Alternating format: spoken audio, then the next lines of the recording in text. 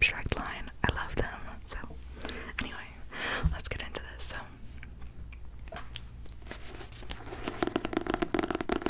I haven't read this book yet.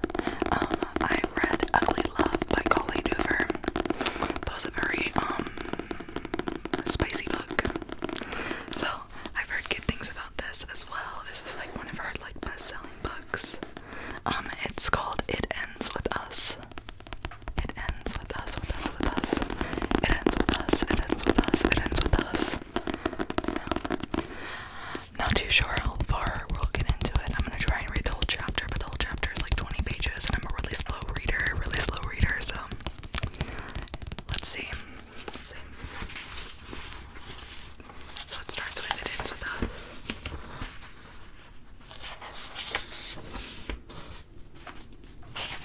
And she says, "For my father who tried his very best not to be his worst, and for my mother who made sure we never saw him at his worst." So first we have part one. I do want to mention really quick, at least, like I said, I haven't read much into this book, at least the first page deals with sewer slide and sewer slide thoughts, primarily from what I can see. So if that is a sensitive topic for you, I suggest skipping this video. I'm very sorry, but yes, if that is sensitive for you, make sure to skip this video. Sorry. Okay. So first we have chapter 1. As I sit here with one foot on either side of the ledge, looking down from 12 stories above the streets of Boston, I can't help but think about sewer slide. Not on my own. I like my life enough to want to see it through. I'm more focused on other people and how they ultimately come to the decision to just end their own lives. Do they ever regret it? In the moment after letting go, and the second before they make impact, there has to be a little bit of remorse in that brief free fall. Do they look at the ground as it rushes towards them and think, well crap, this was a bad idea? By the way, I'm sure that you can hear that I am a little bit dehydrated.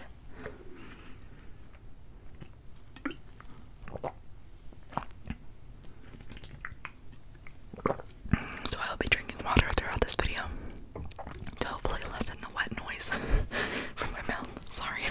Anyway. Somehow, I think not. I think about death a lot, particularly today, considering I just 12 hours earlier gave one of the most epic eulogies the people of Plethora, Maine have ever witnessed. Okay, maybe it wasn't the most epic. It very well could be considered the most disastrous. I guess that would depend on whether you are asking my mother or me. My mother, who probably won't speak to me for a solid year after today. Don't get me wrong, the eulogy I delivered wasn't profound enough to make history, like the one Brooke Shields delivered at Michael Jackson's funeral, or the one delivered by Steve Jobs' sister, or Pat Tillman's brother, but it was epic in its own way.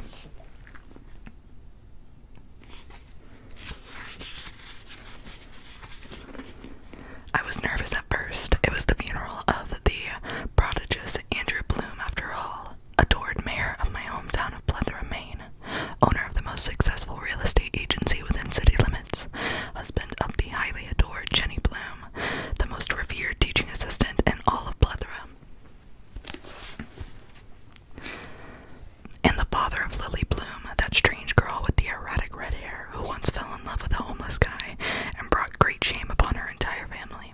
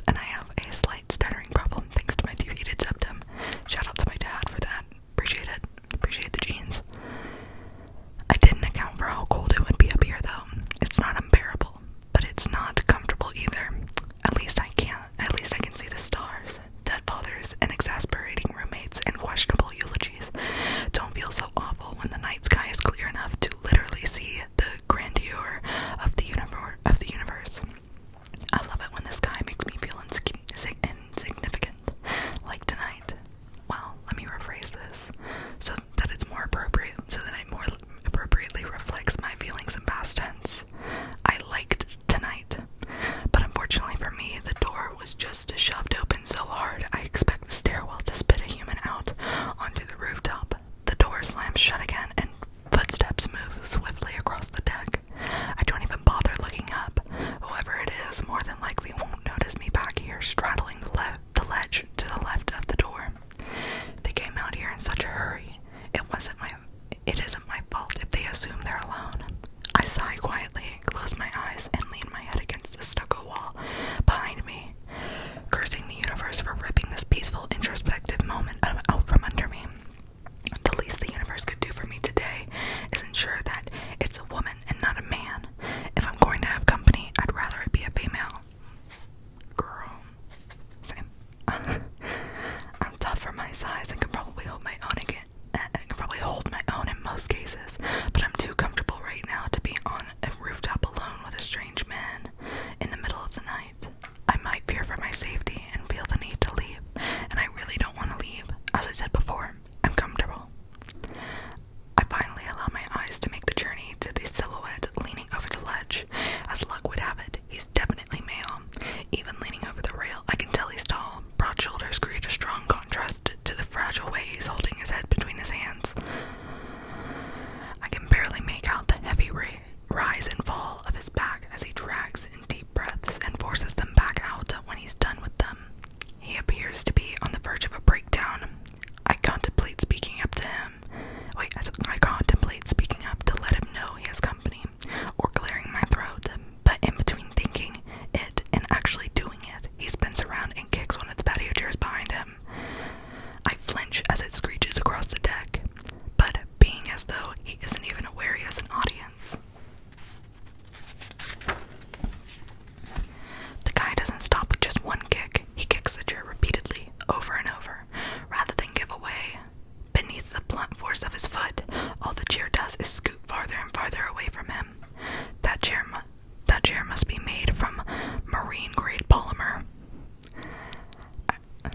I once watched my father back over an outdoor patio chair made from marine-grade polymer, and it practically laughed at him, dented his bumper, but didn't even put a scratch on the table. This guy must realize he's no match for such a high-quality material, because he finally stops kicking the chair. He's now standing over it, his hands clenched and fists at his sides. To be honest, I'm a little envious. Here this guy is, taking his aggression out on patio furniture like a champ. He obviously had a shitty day, as have I. But whereas I keep my aggression pent up until it manifests in the form of passive aggressiveness, this guy actually has an outlet. My outlet used to be gardening. Anytime I was stressed, I'd just go into the backyard, pull every single weed I could find. But since the day I moved to Boston 2 years ago, I haven't had a backyard or a patio. I don't even have weeds. Maybe I need to invest in a marine-grade polymer patio chair. I stare at the guy a moment longer, wondering if he's ever going to move. He's just standing there, staring at the chair. His hands aren't in fists anymore, they're resting on his hips. And I notice for the first time his shirt doesn't fit him very well around his biceps. It fits him everywhere else, but his arms are huge. He begins fishing around in his pockets until he finds what he's looking for, and in what I'm sure is probably an effort to release even more of his aggression, he lights up a joint. I'm 23. I've been through college, and I've done this very same recreational drug a time or two. I'm not going to judge this guy for feeling the need to toke up in private, but that's the thing, he's not in private. He just doesn't know that yet. He takes a long drag of his joint and starts to turn toward the ledge. He notices me on the exhale. He stops walking the second our eyes meet. His expression holds no shock, nor does it hold amusement when he sees me. He's about 10 feet away, and there's enough light from the stars that I can see his eyes as they slowly drag it from my body without revealing a single thought. This guy holds his cards well. His gaze is narrow, and his mouth is drawn tight, like a male version of the Mona Lisa. "What's your name?" he asked. I feel his voice in my stomach. That's not good. Voices shouldn't stop at the ears, but sometimes, not very often at all actually, a voice will penetrate past my ears and reverberate straight down through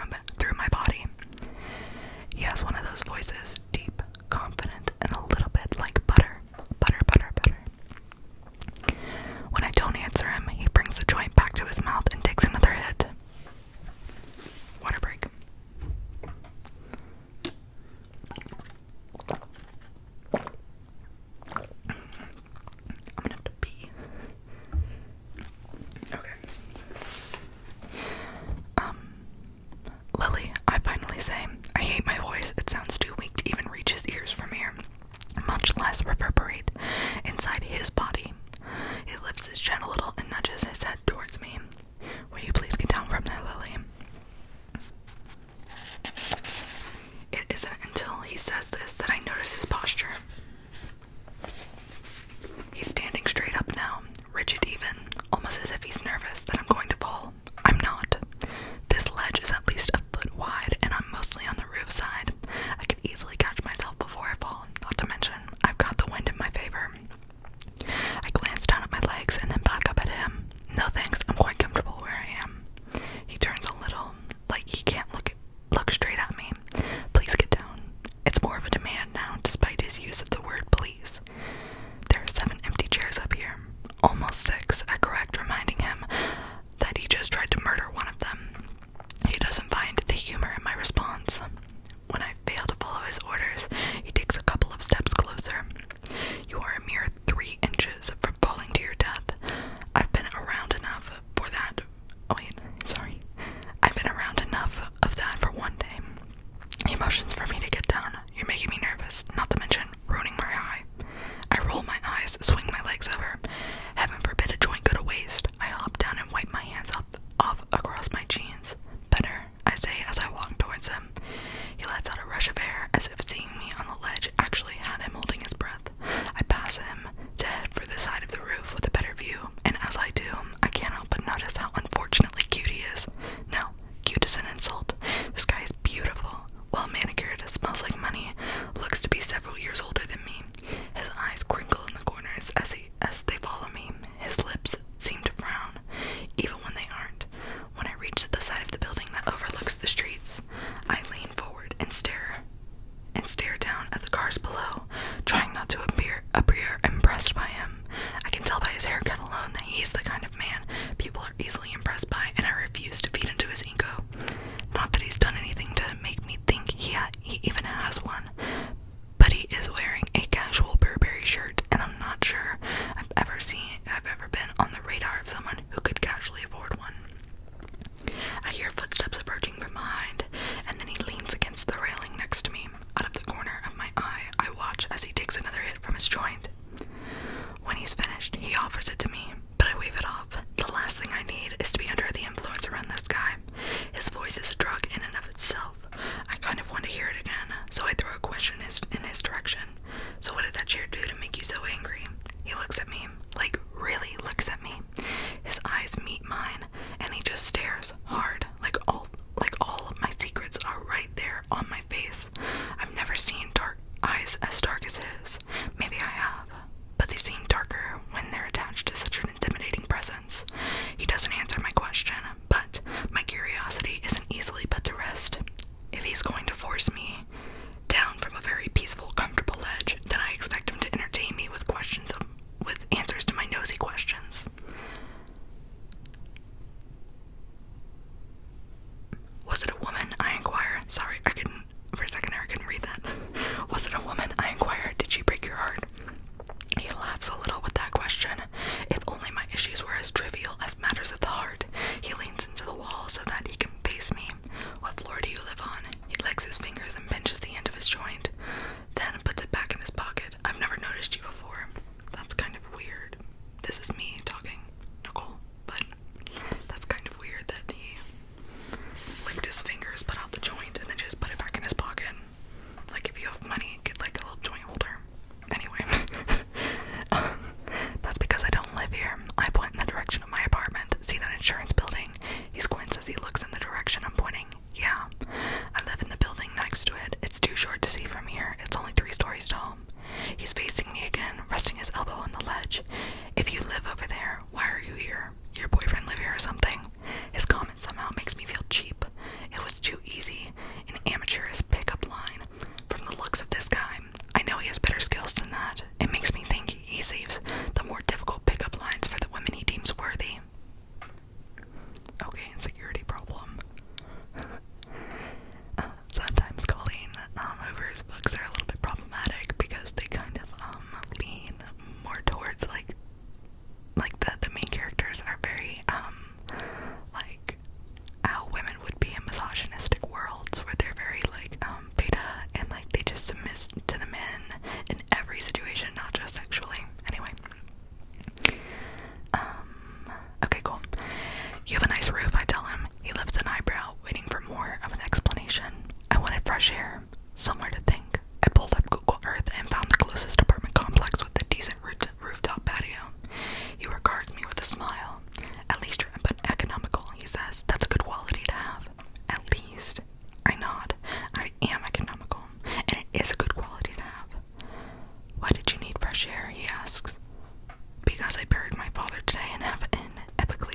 his eulogy, and now I feel like I can't breathe. She didn't actually say that, she just thought it. I face forward again and slowly exhale. Can we just not talk for a little while? He seems a bit relieved, and I ask for silence. He leans over the edge and sets an arm tangle, and lets an arm tangle as he stares down at the street. He stays like this for a while, and I stare at him the entire time. He probably knows that I'm staring, but he doesn't seem to care. A guy fell off this roof last month, he says. I would be annoyed at his lack of respect for my request for silence, but I'm kind of intrigued. Was it an accident? He shrugs. No one knows. It happened late in the evening. His wife said she was cooking dinner, and he told her he was coming up here to take some pictures of the sunset. He was a photographer. They think he was leaning over the ledge to get a shot of the skyline, and he slipped. I look over the ledge, wondering how someone could possibly put themselves in a situation where they could fall by accident. But then I remember I was straddling the ledge on the other side of the roof a few minutes ago. When my sister told me what happened, the only thing I could think about was whether or not he got the shot. I was hoping his camera didn't fall with him, because that would have been a real waste, you know, to die because of your love of photography, and you didn't even get the final shot that cost you your life. His thought makes me laugh, although I'm not sure.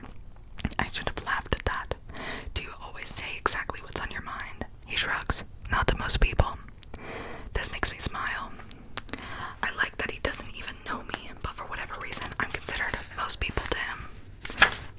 I'm not considered most people to him. He rests his back against the ledge and folds his arms over his chest. Were you born here? I shake my head. No, moved here from Maine after I graduated college. He scrunches up his nose, and it's kind of odd, watching this guy dressed in his Burberry shirt with his $200 haircut, making silly faces. So you're in Boston Purgatory, huh? That's gotta suck. What do you mean? I ask him. The corner of his mouth curls up.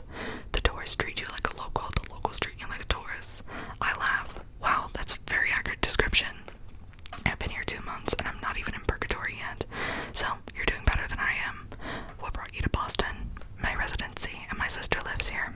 He taps his foot and says, right beneath us, actually. Married a tech-savvy Bostonian, and they bought the entire top floor. I look down. The entire top floor. He nods.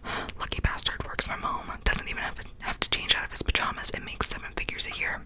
Lucky bastard indeed. What kind of residency? Are you a doctor? He nods. Neurosurgeon. Less than a year left of my residency, and then it's official. Stylish, well-spoken, and smart, and smokes pot. If this were an SAT question, I would ask which one didn't belong. Should doctors be smoking weed? He smirks. Probably not. But if we didn't indulge on occasion, there would be a lot more of us taking the leap over these ledges. I can promise you that. He's facing forward again with his chin resting on his arms. His eyes are closed now, and he's enjoying the wind against his face. He doesn't look as intimidating like this. So, now that we've reached 21 minutes, YouTube sometimes gives me hell whenever it comes to uploading long videos, so I am going to go ahead and cut this video short.